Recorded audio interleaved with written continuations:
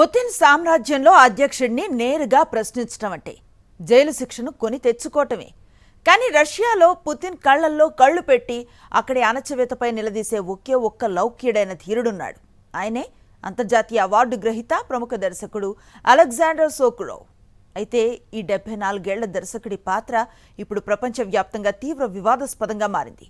ఓవైపు పుతిన్ పాలనను విమర్శిస్తూనే మరోవైపు ప్రభుత్వ సలహా మండలిలో ఎలా కొనసాగుస్తారనే ప్రశ్నలు వెల్లువెత్తుతున్నాయి. ఇటీవలే ప్రతిష్టాత్మక వెనిస్ ఫిల్మ్ ఫెస్టివల్ సైతం ఈయన్ను బహిష్కరించడం సంచలనాన్ని రేపింది. ఇంతకీ సోకురోవ్ నిజమైన ప్రజాస్వామ్యవాద లేక పుతిన్ సృష్టించిన ఒక సేఫ్ డిసెంట్ ముసుగా? దీనిపై సాక్షి టీవీ ప్రత్యేక కథనం. అలెగ్జాండర్ సోకురోవ్ రష్యన్ సినిమా ప్రపంచంలో ఒక గురువుగా, నైతిక గొంతుకగా గుర్తింపు తెచ్చుకున్న వ్యూహాత్మక లౌక్యుడు. రష్యా మానవ హక్కుల సలహా మండలి వార్షిక సమావేశంలో పుతిన్ ముందే నిలబడి రష్యాలోని సెన్సార్షిప్ సోవియట్ యూనియన్ కాలం కంటే దారుణంగా ఉందని విమర్శించిన ఘనుడు. ప్రభుత్వ విమర్శకులను ఫారిన్ ఏజెంట్లుగా ముద్రవేయడాన్ని అవమానకరంగా అభివర్ణించిన ఈయన ధైర్యానికి అంతర్జాతీయంగా ప్రశంసలు దక్కాయి.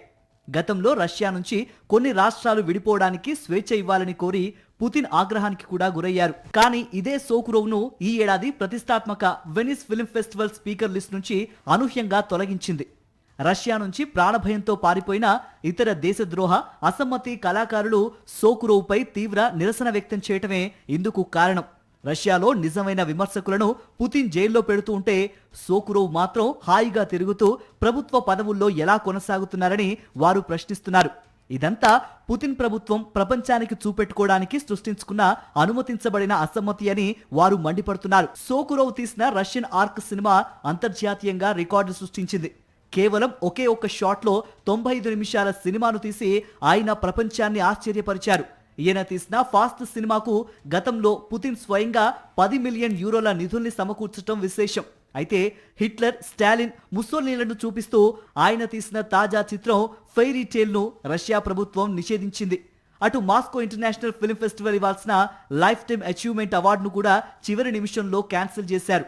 తనపై ఎన్ని ఆరోపణలు వచ్చినా, తన సినిమాలు బ్యాన్ అయినా సోకురోవ్ మాత్రం రష్యాను విడిచి వెళ్లరని తెగేసి చెబుతున్నారు.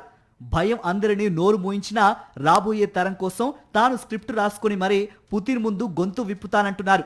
ఈ రష్యా అనే పడవ మునిగిపోతే తాను కూడా అందులోనే మునిగిపోవడానికి సిద్ధమే తప్ప పరాయి దేశంలో శరణార్థిగా బతకనని స్పష్టం చేస్తున్నారు. మరిన్ని అప్డేట్స్ కోసం ఛానల్ ను సబ్స్క్రైబ్ చేయండి. నోటిఫికేషన్స్ కోసం బెల్ ఐకాన్ పై క్లిక్ చేయండి.